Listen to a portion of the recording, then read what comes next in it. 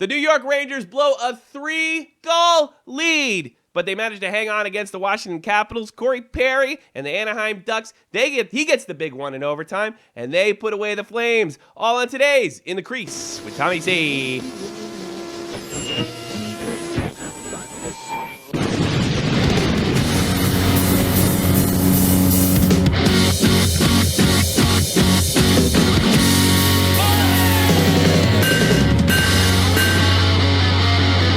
What's going on, everybody? Welcome to In the Crease with Tommy C and my 30-euro haircut. How do you like that? Just got back from the barbershop. Parents are in town, and I just want to make a quick announcement. Dan on Dave will be taking over the channel next week for both Shot from the Point Live and In the Crease with Tommy C, my partner right here. I will not be here, and most of the shows will not, more than likely the shows will not be live until I get back, starting today. I'm really, really sorry about that. I know you guys like talking in the chat. I dig it. I live for live. Dave knows that. I live for live. But this is the only way we can do it during this time of coming marital bliss. Right, yes, Dave? That's absolutely right.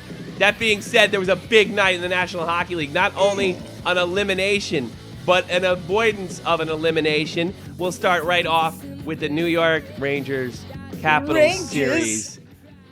Chris Kreider, we talked about him last night on Shot from the Point Live. Mr. Clutch. He's got his game face on. He looks focused. Oh, my God, I forgot to turn the lights on in here. He looks, I'm a little out of it, I suppose. Well, I can't believe what I saw. It's okay. When you look like James Dean like you do right now, you radiate your own light. I look good. You look great. They cut the fucking Brad Pitt into me. I'm fucking beautiful. I had to go a little more conservative. Terry's going to be disappointed because she likes my long, stringy, greasy hair. But I look so good today, I think I'm done with it. Yeah. I told they pulled out the book and all these guys, they look like one guy had like a Justin Bieber cut, except it like went over his eye. And, oh God! I looked at which haircut looks most like a man. And I'll take that one. And I pointed to this one. That's right. I love the haircuts that actually when the hair goes over and pokes you in the fucking eye. Oh, that's cute. That's the ones I like. The only people who should be doing that are punk rockers. Oh, yeah. Then it makes sort of sense. And that's way more manly than half the haircuts I saw today, let me tell you. Well, anyway, getting into Chris Kreider, the Clutch Kreider, he scores 2 goals, one right in the beginning. Rangers set the tone very, very early in this game. Of course, the Braden Holtby, even though he gave up 4 goals, the Caps defense, Brooks Orpik still leading, I think, the entire league in the playoffs in hits.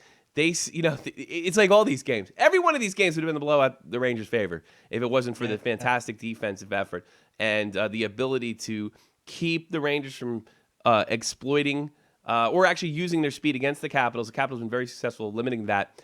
You saw sort of a breakdown today. The Rangers were able to get in those places, especially Chris Clutch Kreider. What do you think of this game, Dan on Dave? There was a lot of out of position by by not only Holtby but that entire Washington defense I was noticing, and that was a little bit worrying. I think something else I definitely took away from this is Chris Kreider is no longer just being a clutch guy. He's becoming a friggin' superstar. You said it offline. You're 100% right.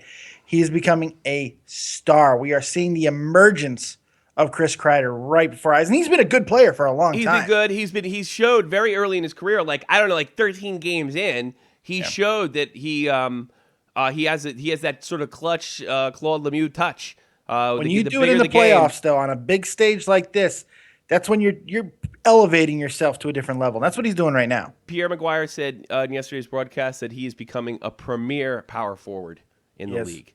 A premier power forward, which is a hell of a compliment, and I think that's actually true. It's very accurate. But Clutch Kreider he set the tone. I mean, I've noticed in every one of these games, even when it was ticking down, like a few games they lost, Kreider's always got his game face on. He's always ready to go. He's a very focused professional athlete. One of my favorite Rangers. He's my new favorite Ranger. Well, he always has been, really. High praise. Yeah, I guess because he's of German descent. We're in Germany, and my wife kind of digs him, and he's kind of tough as nails. He's ridiculously fast for his size. Just a badass. He's a total badass.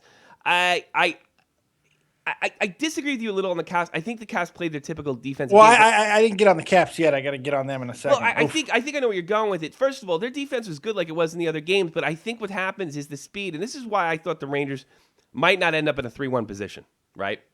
Initially, because on paper we said before this might be a second-round exit for the Rangers. Hell, we said it in March. right after the trade deadline, me and you. The reason is I just didn't think the Caps defense could hold that speed for that, for over a 7-game series. I was sort of right, but it took them to game 5 to find it out. Well, I mean, speed will put you out of position, and that's what it seemed like in this game to me. Hopi, especially on one of the goals, he lost like everybody on the ice. Mm-hmm. It's like he lost the puck, and it just squid right past him. I mean, he just didn't even pick it up. And I think it's because of that speed that's just kind of moving everybody out of position and keeping people on their heels a little bit, and they're not able to get in the proper position to help out Hopi. Well, that's what it looked like in that game. Well, I mean, I did this entire series, in fairness to Hopi, has really been played in the Cap zone. In their zone, yeah, that's very true. I mean, it's tough for me to jump on the defense. I think it's just sort of wearing down, in a sense. That being said, I have some criticisms. I got a bunch to say. I'm real happy they made it cardiac. Dan Boyle scores a goal. Off a really nice pass, for making it 4-1. And the Rangers decide to pull a fucking game 1, give up a Joel Ward goal. By the way, Joel Ward scored to make it 3-4. Yep. They let these guys get back in the game very Anaheim Ducks-esque, something I was criticizing the Ducks for a little bit yesterday on live. And I found this really concerning. Are they that arrogant? As you should have. Are they that arrogant going like after they got themselves in a damn near impossible 3-1 position against a very good Capitals team? I can't believe they sat in the puck again. I can't believe you got to keep attacking. Absolutely. Keep these guys in their zone. They can barely contain you. They're basically, I mean, Braden Holtby and Brooks Orpik and Matt Niskanen, they're playing Jenga the whole damn game, just knocking out the blood, just barely holding it together. Yeah. And I am very shocked with the New York Rangers. I think once Rick Nash scored, holy Christmas, Rick Nash scored, and then Boyle popped one in, everybody thought it was over. And that can't be. The Chicago Blackhawks will tear you in half if you do this. The Tampa Bay Lightning have even shown, like, if you don't take them very seriously, you can be in a tough spot with the Tampa Bay. Yes, the Detroit Red Wings about that. At this stage, you've got to be playing, man. Even the Ducks. The Ducks did it again last night. We'll get into that in a little bit. The Calgary did lead again in this game. So I don't know how you can do that. Though. It is really disconcerting that after going down 3-0. To the Caps, that they would have the audacity, really, like arrogance, to think right? that this, it's just straight arrogance to think that this game's in the bag. You can't do that to a team. Not only is it bad for that game because 3 goals is not a friggin' a guarantee win, but you're sending a bad message for Game 7. Yeah, a real bad message. For one, you're pissing people off. See, I got to go to the other side of this here. Uh-huh. And I got to talk about the Caps for a second. Sure, go ahead. They are being the Caps. They are choking dogs. 8-16 all time in the playoffs while trying to clinch at home. That's not good. Ovechkin, 0 goals in games 3, 4, 5, and now 6. That's not good. Do give credit to the Rangers defense on that. Absolutely. I mean, you got to Stahl, McDonough, they've done a great job in shutting him down. And it's not because of lack of effort that Ovi's not scoring. Ovi is in these games, what have you. But go ahead, keep going. I just wanted to throw that out there because no, that's 100% right. But here's the other side of that. After the game, Ovechkin, an impassioned Ovechkin, guarantees a Game 7 win. And usually, I'm not for this type of thing. Mark Messier, he thinks he is. However, in this situation, if that Rangers D that we just gave credit to gives up another 42 shots to this offense in Game 7, Ovechkin's going to be 100% right. I'm expecting a massive game out of Ovi because he looked like he wants it. I mean, Trotz makes adjustments. It's what we've been saying for this entire playoffs. You've got to figure, after the disrespect that the Rangers showed the Caps in this game by letting them get back into it, that you're going to have a much different Capitals game, even at the Garden. I don't think home court matters at all in this situation. And I just got a feeling this is not going to end well for your Rangers, man. Something tells me you cannot give up 42 shots to a team that is this offensively talented. They were like 5th in the league this year in scoring. This was not just an Ovechkin scoring team. No, something tells me that I am going to be playing that clip that you just highlight over again. And I know it's like, I'm getting a lot of Ranger fans because we have a few Ranger fans on here because I'm a Ranger fan. You got to believe, you got to believe. I don't go for that stuff. You got to win. You can believe all you like. It's like I told Frank in Staten Island, if I he's like, you got to have hope. First of all, you don't. And if I had hope, I would have voted for Barack Obama, and that didn't happen either. I think that's a really good point. I think there was a certain amount of arrogance. We saw that in Game 1. The Joel Ward, it's so funny how a goal like that could change the entire outcome in the series.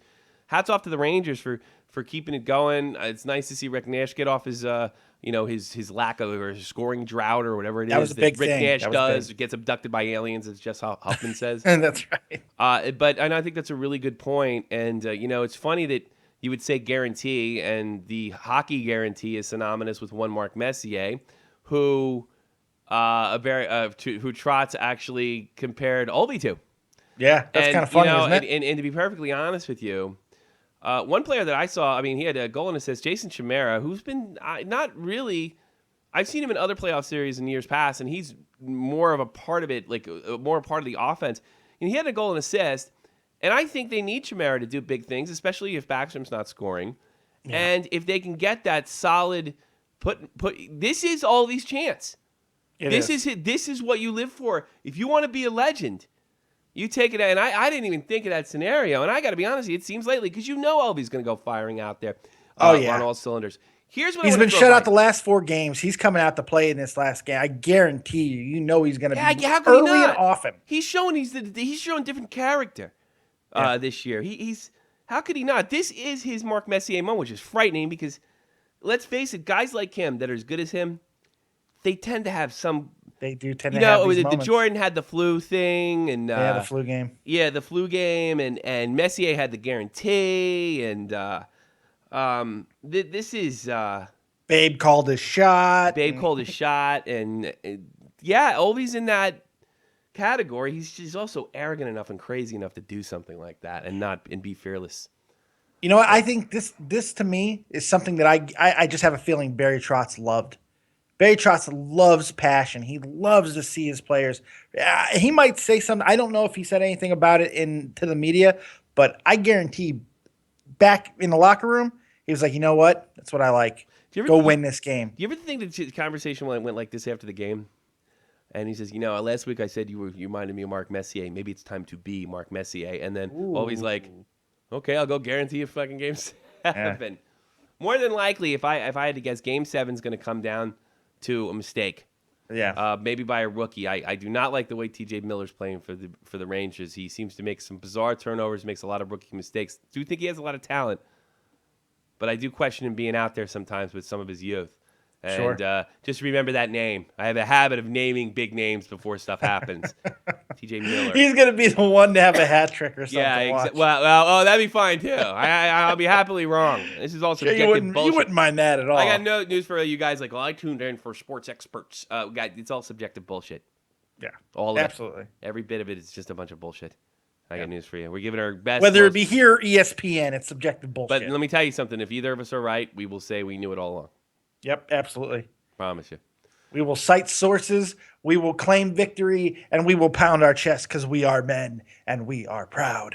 Yes. All right, let's go on to the Flames-Ducks series. Of course, Corey Perry, he gets the game winner in overtime. I think that was his first overtime winner, from what I see. There was also something else, and a big shout-out to Karri Ramo, a guy that a goaltender that wasn't considered like that. That was one of the weaknesses going into an unproven goaltender for the Flames. He made 44 saves. At one point, the Flames actually led this game. Again, the Ducks sat back, and they had to get themselves back in it, which is a bad sign. There's no way I'm taking the Ducks over Chicago in the next round. No way. No how. It's not happening. But they do manage to eliminate the Flames and end that wonderful story over there.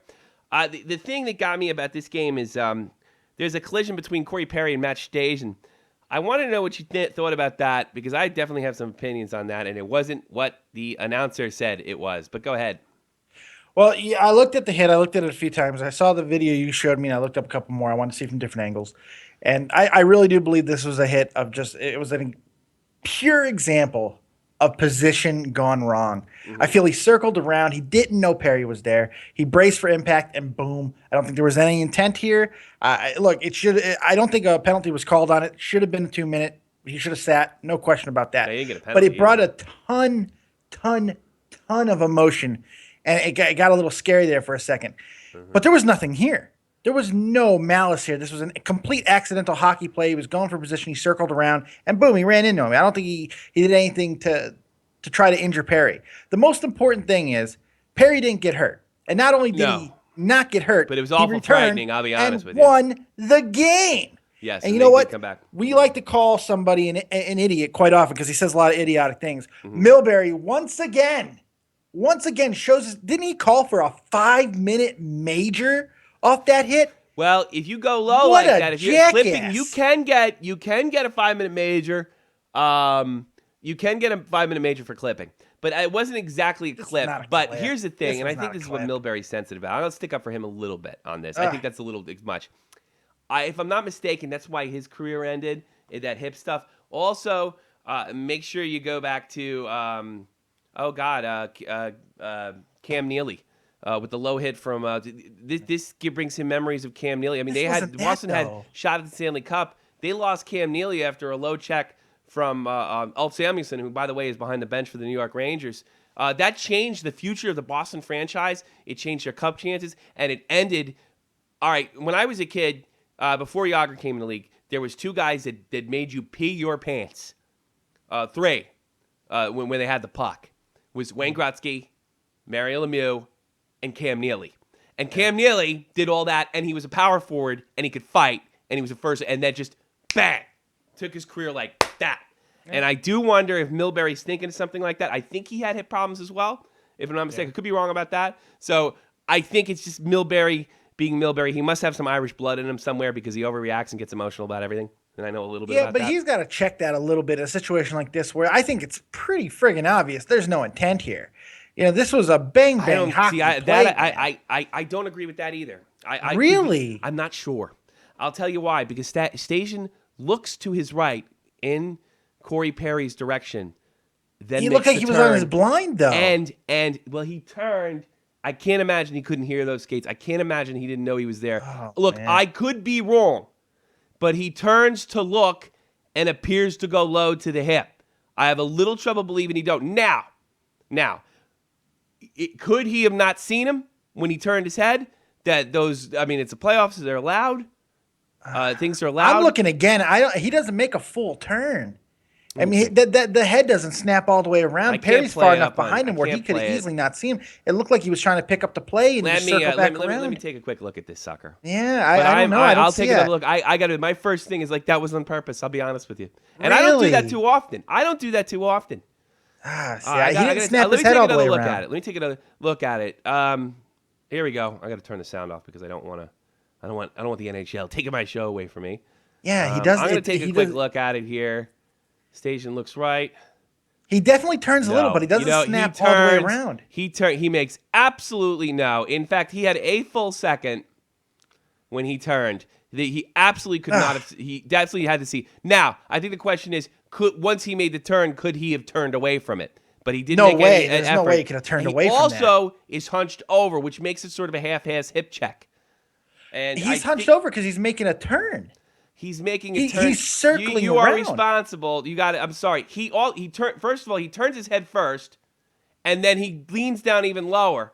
No, he does not lean down any lower. If he's leaning any lower, he's bracing for contact because he notices that the guy's on top of him. There's no way that this is intentional. I cannot see. We're seeing two different things here. This is incredible. Wow.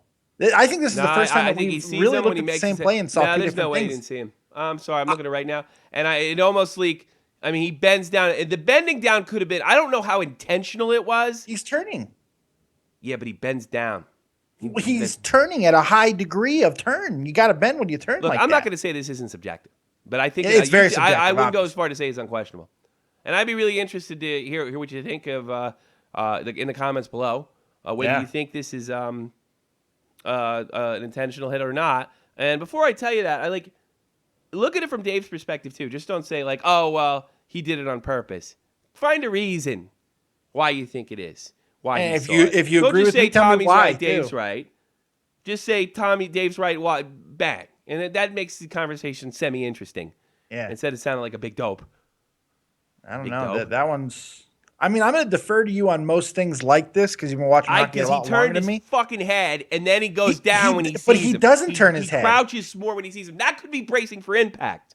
I don't know. His head does not turn all the way to make full view. His head turns with the frame of his body to make the turn. There. I mean, did he do it on purpose? I think it was more like a thing like, he's there, but I don't really give a shit. I'm not trying to clip around them. That's the thing. That's the thing that makes it most confusing for me. There's I no am puck around. This is not a puck look, play you gotta understand here. something too, and I know reporters hate this. I'm gonna give Milbury the benefit of the doubt because he was out there and we weren't. Fair we gotta enough. give him that. I know he's a dope, but he did play NHL hockey. Milbury is, like, for me, He's the emotional. only guy that I could find that was really damning this thing. Most people most experts are thinking this is completely accidental. Milbury's the one who was going absolutely apeshit over it, but really no one else. Yeah, I know. But see, I got to be honest with you. I didn't hear the sound when I first saw it, and then I turned the sound up, and I was like, so I don't think I was like subjectively influenced, or like subconsciously influenced, and I don't like it, Dave. I don't like it. I don't know. I love the fact that I don't think the league's going to do anything about it. No, I don't think there's anything they can do about this because there's nothing there. You're an expert. No. I love this though that we watched a play together and we really did see two completely different things. That's why I love this fucking sport. I think he could have made an effort. I think he saw him and didn't care and knew that he could say, "Hey, look, I was turning." Oh wow, no, there wasn't enough time for that. I don't think. Yeah, there was no time there. It is. I mean, you are seen in slow motion. I don't know. Like I think it's one of those things. Like after he hit Perry, like, ooh, I didn't want to do quite that. I don't think that. I don't know. I don't think he was looking for any contact. I think you have to give at least me. There is a possibility that this was either not deliberate to actually to inflict the type of advantage he ended up inflicting, but I think there was an effort to get out of the way. I think you have to say there's a possibility of that.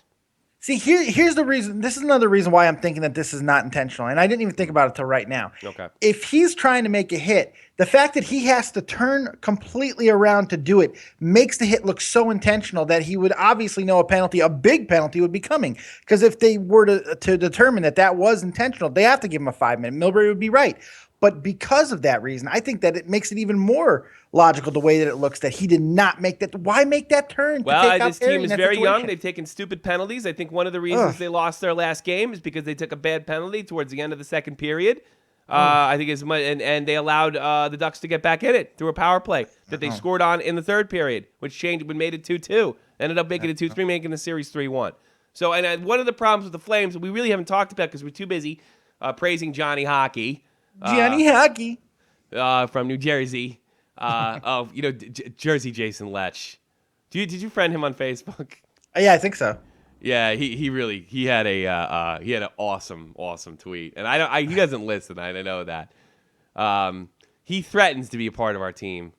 He threatens to be a part. Here's a. Do I have the webpage working? God, hopefully he's been threatening to be a part of the team since you and I started. Yeah, I know. I think he wants to, but he wants to be. It's funny. He's a funny situation. He has to go, but so you got to understand something about Jersey Jayson Letsch. He was an abominable teenager and is abominable in his early 20s, like completely out of fucking control.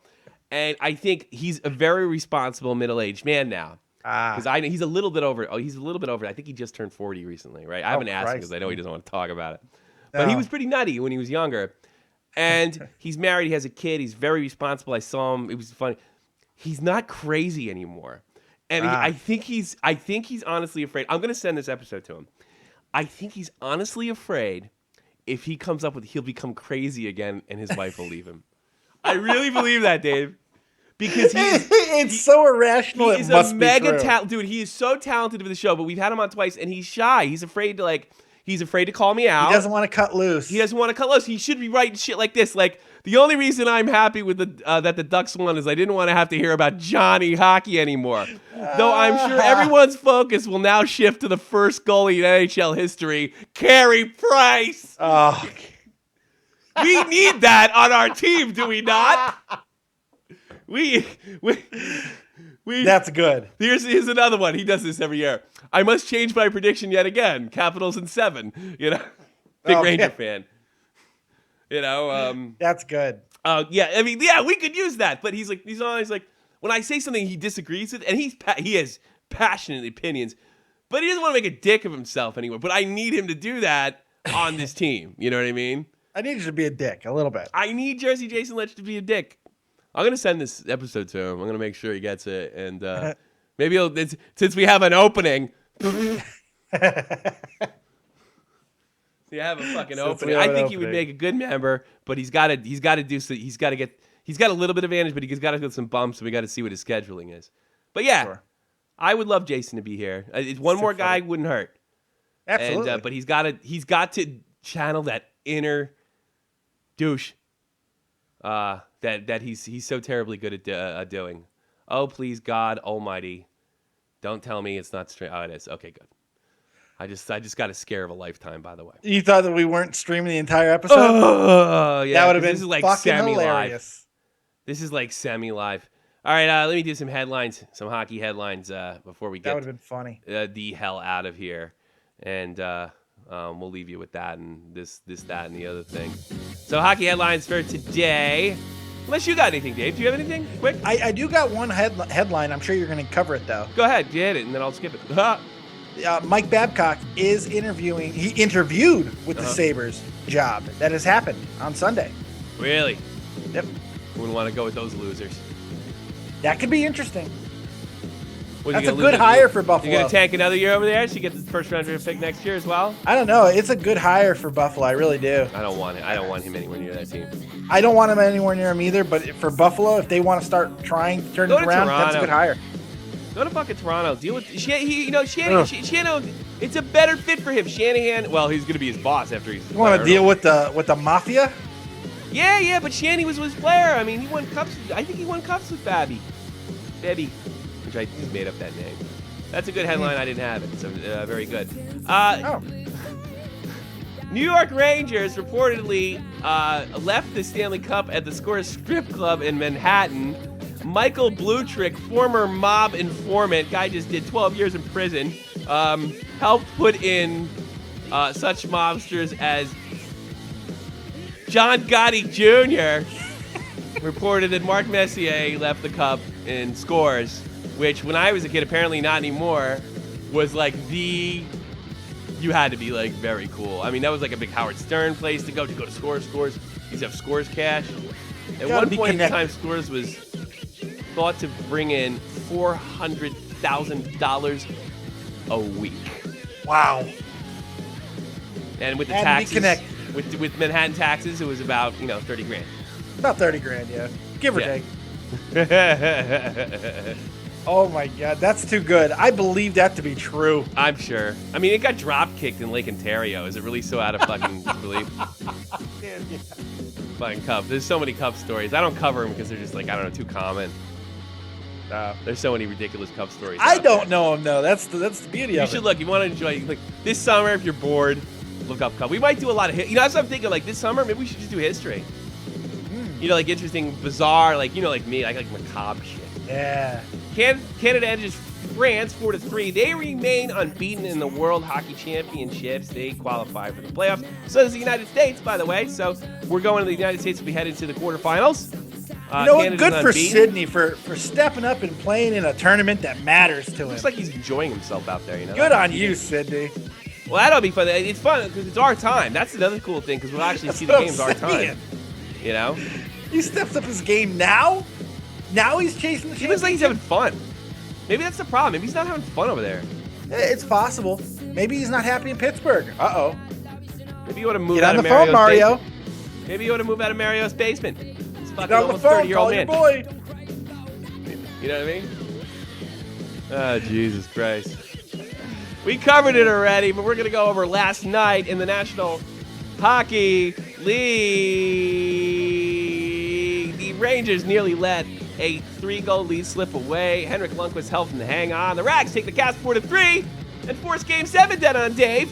That's right. Game 7 should be a wild one. It's probably going to go down a mistake. That's going to be... how could that be anything than a classic? Corey Perry scores. Ovechkin putting the team on his back. He's going to put the team on his back, say, I got this one. Hey, you know, there's another guy that needs to show up, sort of like Mark Messier. You know who that is? Henrik Lundqvist. Lundqvist, yeah. Yeah. Oh, God, I got the coughs again. And they went away. I feel like almost 100% healthy. That haircut. And I forgot to have my cough button up here. That's the power of the haircut. I'd rather have the cough than this radio silence. Yeah. Maybe. Corey Perry scored his 7th goal of the postseason. That's pretty damn good. Ooh, that's impressive. And at 2:26 in overtime, eliminates the Calgary Flames and Johnny God. Hockey from New Jersey. And with the 3-2 victory, they eliminate them. They're gone. That's it, then, Dave. They're done. Gunzo. Dunzo. Good luck with the Hawks, Anaheim. Good luck. Play like that against us. I dare ya. Nah. Hawks in 5. Yeah. Hawks in 5. I don't see them beating them. I don't know. I don't see them beating them. Generous. Well, not tonight in the National Hockey League, but on Tuesday, which is the next game, so there's no game tonight. Oh, God, it's all coming back down, Dave. Ugh. Like Celine Dion. Ugh. It sure is. God, let me finish this. I think that's like, get out of here. Go see your parents. They're here. Right. Oh, God. Stop talking to the fat douchebag on the couch. Oh, God. See what I do for the show? I'm just suffering. Hated suffering. Oh, God, let me spit this out and end it. Oh, Jesus. The Montreal Canadiens, they'll be in Tampa Bay. Take on the Lightning in Game 6. And as Montreal tries to climb back from an 0-3 deficit. We're going 7. I have a feeling. I thought actually the Calgary was like the best chance. The Rangers, it was the Rangers, the Flames, and or the Montreal. Somebody's climbing their way out of it. You know what I mean? Would you agree with that? I got a feeling they're going 7, and they both lose in 7. Somebody at the end of the day is gonna say, "Get out of my creek."